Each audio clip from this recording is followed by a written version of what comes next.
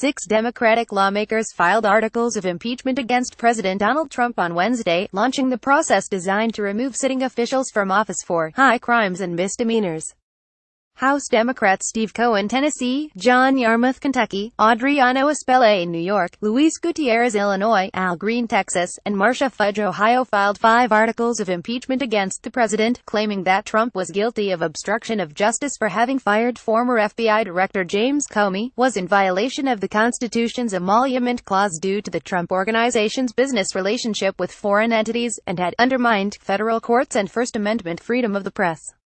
There's no reason we don't start now with definite violations of our Constitution and threats to our democracy, said Rep. Steve Cohen, who represents Tennessee's 9th District, covering the city of Memphis. There are already sufficient facts in the public record to warrant the start of impeachment proceedings in Congress. Given the magnitude of the constitutional crisis, there is no reason for delay. The 6 House Democrats claimed that President Trump's actions during his first months in office constituted the high crimes and misdemeanors which, according to Article 2 of the Constitution, are grounds for impeachment. Articles of impeachment were last filed against a president in 2008, less than a year before President George W. Bush left office. The 35 articles of impeachment filed against President Bush were referred to the House Judiciary Committee by a majority of 251 to 166, but did not lead to an impeachment vote prior to the end of Bush's term on January 20, 2009. But senior Democrats do not appear willing to endorse the current impeachment efforts, with both House Minority Leader Nancy Pelosi and House Democratic Whip Steny Hoyer voicing their disagreement with the attempt to remove Trump from office. Electing a president of the United States is the most important act that American citizens take in setting the policies of their country, said Hoyer.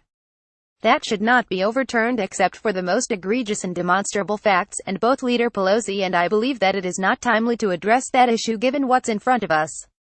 Nevertheless, backers of the impeachment proceedings are optimistic that at the very least, the attempt could energize the Democratic base in next year's midterm election. But impeachment efforts can also backfire, prompting opponents to rally behind the president's party. In 1998, as congressional Republicans pressed ahead with the impeachment of President Clinton, Democrats denied Republicans a much-anticipated sweep in the Senate midterm elections, and picked up 5 seats in the House of Representatives.